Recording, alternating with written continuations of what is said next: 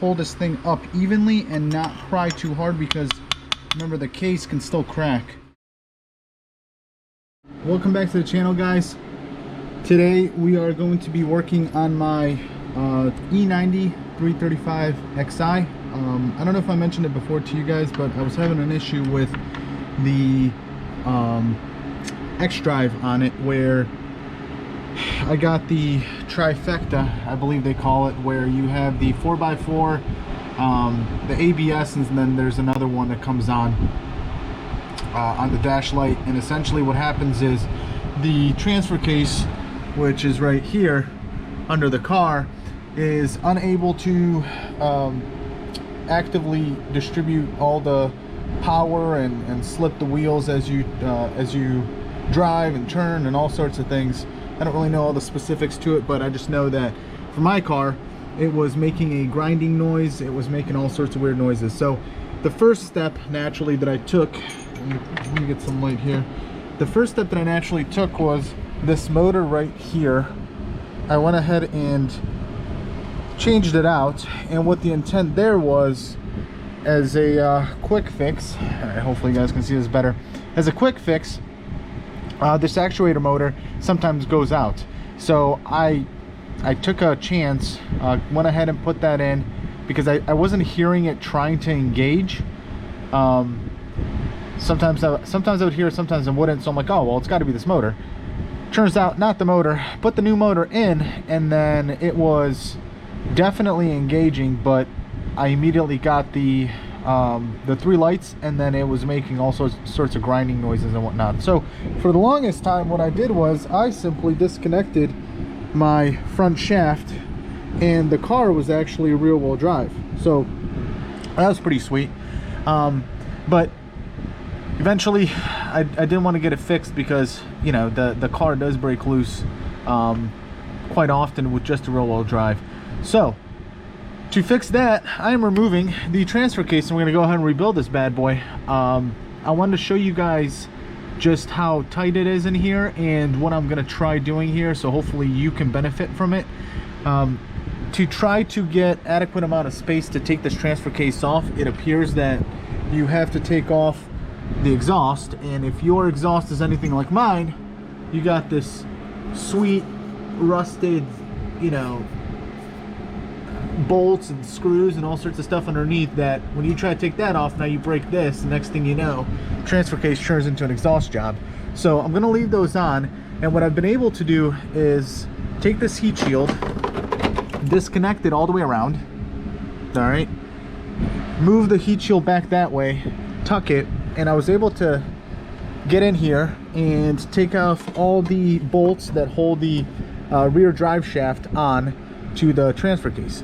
So what that allows you to do then is sneak your hands up here and get all the bolts that are on the transfer case.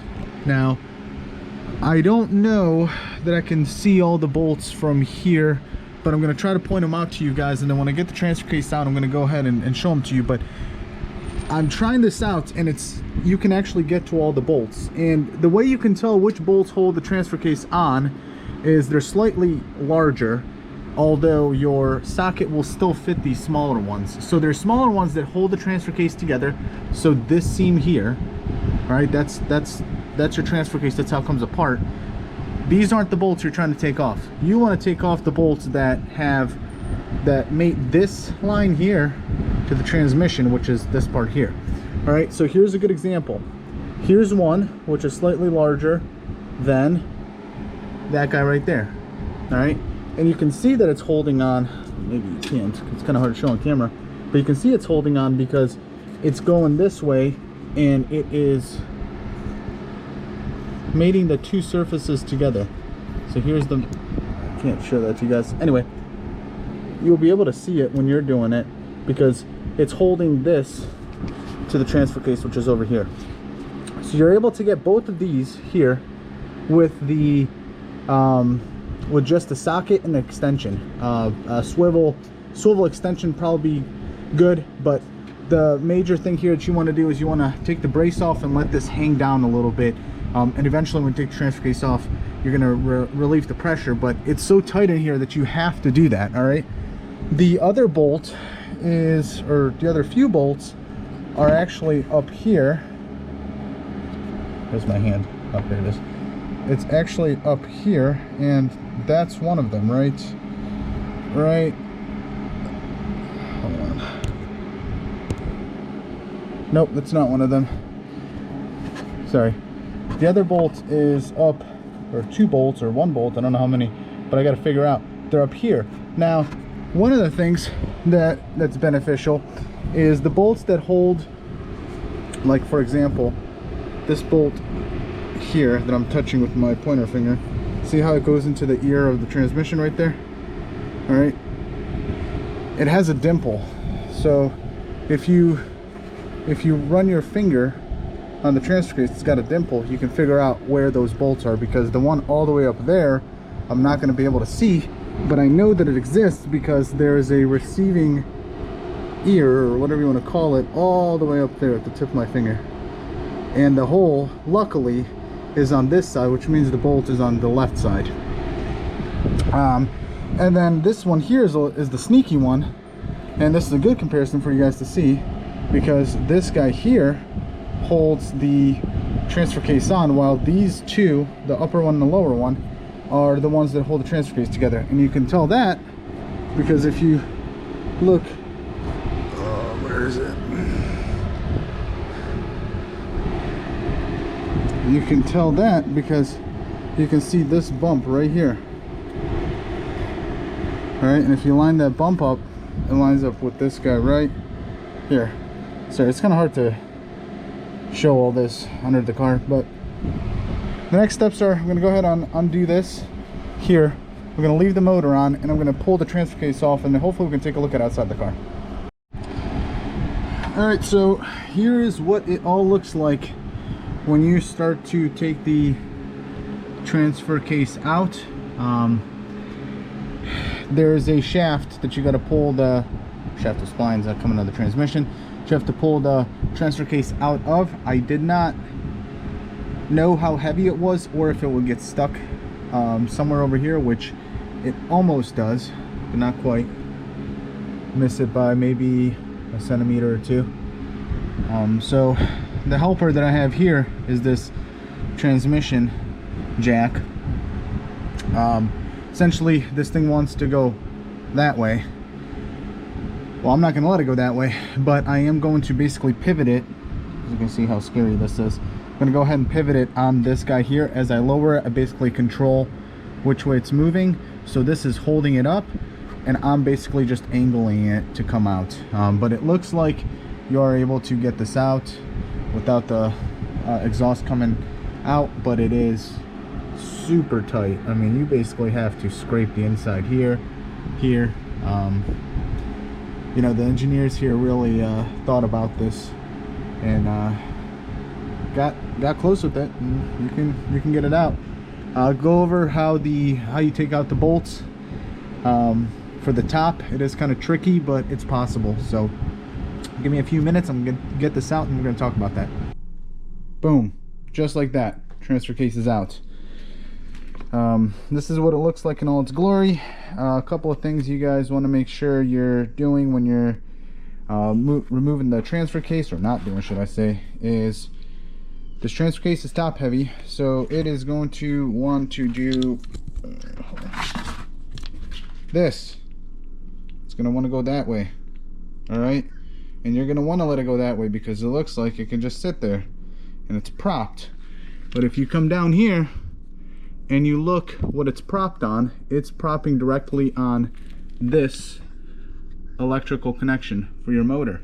All right, so don't do that. You can drop it down like this, boom, you're gonna break that. So get yourself a piece of wood, scrap piece of wood, 2x4, whatever, ratchet handle, anything, just to rest it up while you get it from underneath the car. Get it out, get it to a safe place. Eventually you will be taking this off, so it doesn't matter, but you don't want to destroy this obviously because it's a couple $100. Let's talk about the bolts. You have, so to orient everybody, all right, so transmission is here, okay, so you got a couple of bolts coming from this way. You got these two bolts Nothing to it. You can go ahead and use an extension, get on there, do whatever you got to do. For these guys up here, they are a little bit of a pain, but not horrible. If you take a piece of, not a piece, but you take one of those little mirror things, right? You can angle it up, you can see this, and you can guide the socket on to here. I know it sounds like a daunting task, but it is very, very simple. It took me maybe 30 seconds to remove each of these. I basically went in, used the mirror, got the socket on. These things are not torqued down very much, maybe 30-40 foot-pounds. It's not like they're, you know, 100-120 foot-pounds and you got to yank on them. Got it on there, got it off, boom, got this guy off. I wasn't able to actually remove them and get them out, but got them out to where they kind of fell like this. They weren't in the way. Got the transfer case out. So review: 2 bolts here from the transmission side, top side 2 bolts. Let's not forget the other side. All right, you got 2 bolts from the other side, and this is what I was talking about. Got the 1 bolt here, which this was a no-brainer. It's an ear. Then you got this last guy down here that's in between the 2 bolts, and that's the guy that's protruding out here, and that's it. All right, you do have a pin here that centers your transfer case onto the transmission, and that is it. So keep these set aside. You can't really screw this up because they're all the same size except for this guy, and you'll know where the long one goes because it'll go into the extra meaty part here of the transfer case. That's what it looks like.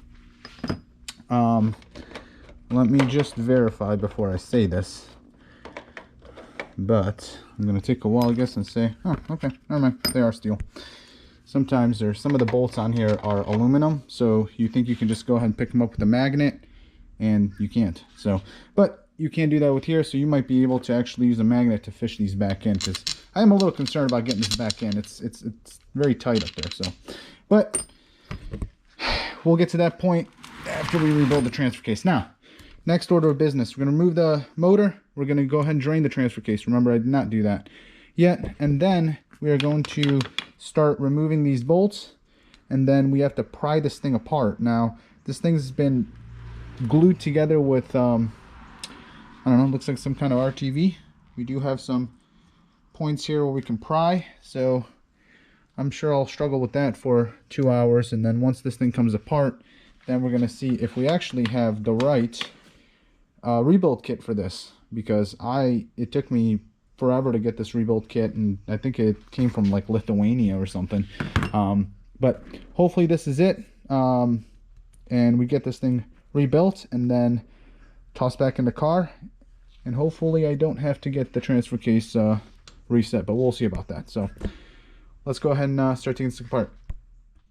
All right, so making a little bit of progress here. I got all the bolts off from the case. One thing I do recommend you guys doing is drawing out the actual case itself. Give yourself some reference points. This is where this, not the starter motor, but the actuator motor goes. My reference point is this guy right here to this bolt, and then they go all the way around. Some of these bolts are different sizes than the others, so they're not all the same. I recommend you do this. So after you get done doing that, you're gonna have to take apart this guy here. It's this guy here sits on top. All right, and the way he sits, it's down a little bit more, and then there's this clip here, which I had a hell of a time trying to get off because it almost like, I don't know, it gets caught on one side of the groove, so it kept on slipping. So I got one side off and just kind of pried all the way around. Got that guy off, set it aside. This guy did not come off easy, so I did have to use a 3-jar puller here. I got it up just enough to where I can get the jaws to hook up here.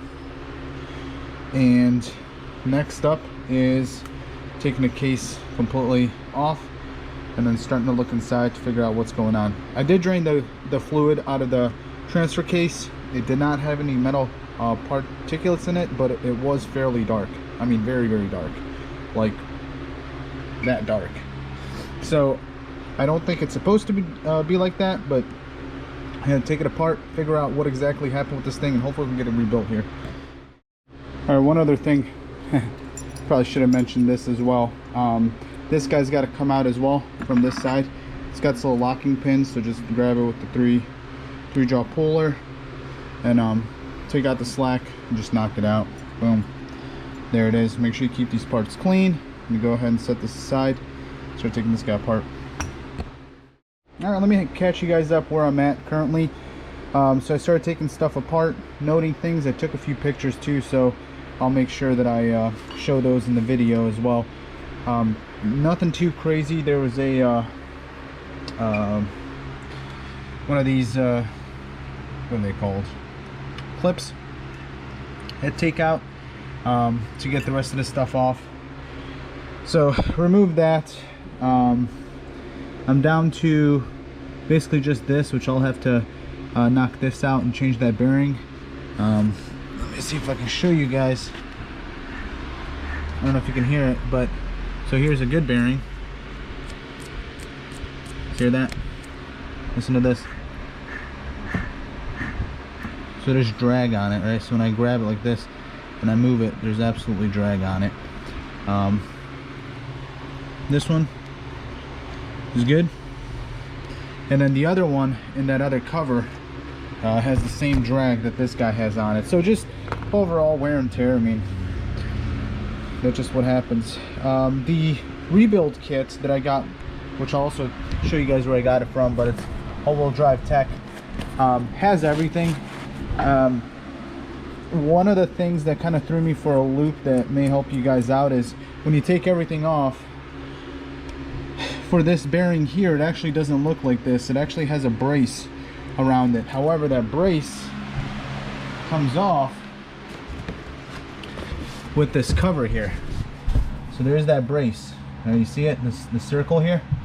So if you look at your rebuild kit, it almost looks like, you know, because the brace is on there, I don't really feel like digging for it. You know what? I don't even have to dig for it. It's right here. Is that it? What is it? No, that's not it. Is it? No, that's not it. But it's in here. But essentially it has like this ring around it, so it looks very, very different from here. So I was a little worried, but all is well now. So I'm just going to go ahead and continue pulling this. I'm going to knock this off and pull this whole thing apart. This thing definitely has to be cleaned. I mean, it's got a bunch of clutch pack material on it, if you can see. And then here's something very, very interesting too. You got this guy here that is just full of clutch pack material. So this is definitely going to have to be cleaned up before I put it back together. One thing to note that I did not get in the rebuild kit is these balls here. I did not get that. So yeah, don't lose these. And if you do lose them, or if they are crushed, I don't know if, like, yeah, I don't know where you get those from. So anyway, I'm gonna go ahead, continue pulling this apart, and I'll update you guys, and hopefully this thing is going to be apart here very, very shortly. First bearing is off the shaft here. Boom, there it is. So I had to pull it with a smaller bearing puller. Eventually it stopped, and then I stepped over to this guy, which I basically just put the jaws under the bearing and finished up the job. So you will absolutely need a bearing puller kit. This is you can get these on Amazon for like 40 bucks or 30 bucks or something like that. So first bearing is out. I'm gonna go ahead and take the rest of the stuff off, and then there's another bearing at the back end that I want to make sure I get off as well. Okay, so went ahead and removed the outer ring for the bearing. So this is pressed in there. The way you pull this apart is use one of these seal pullers, and note that you have two different sides. See how this one is a little bit, the one on the left is a little bit deeper than the one on the right. This one's more shallow, this one's deeper. You can use both interchangeably as you gently pry up, but as this brace gets up higher, you're gonna want to use just the deep side and throw something down like a metal washer. And what you're trying to do is you're trying to pull this thing up evenly and not pry too hard, because remember, the case can still crack. So you just keep on working at it, just working, you know, like a cross fashion. So here, here, here, here, keep going up. Eventually you're gonna have to throw down one of these guys, a washer, just so you can get up a little bit higher, so you're not basically pulling this side up and pushing the other side down because it's so far up. All right, you're gonna find yourself doing that, and if you're not paying attention, you'll continue to work on this forever, not realizing that one side you're lifting and the other one you're seating. So this is out. I'm gonna start assembling this guy back.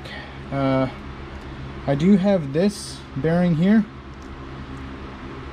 The plan for this guy here is to basically use a 27mm socket, and it just hits the lip on the inside of this guy here.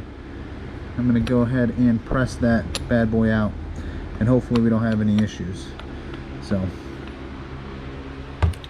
far so good, fairly smooth. This is actually much easier than I expected it, despite everything that's going on here. Basically what I'm doing is I'm taking everything apart, putting all the old parts here, and then just matching up the new parts, and I'm going to be putting stuff back together, referencing my old parts, making sure the new ones are going on correctly.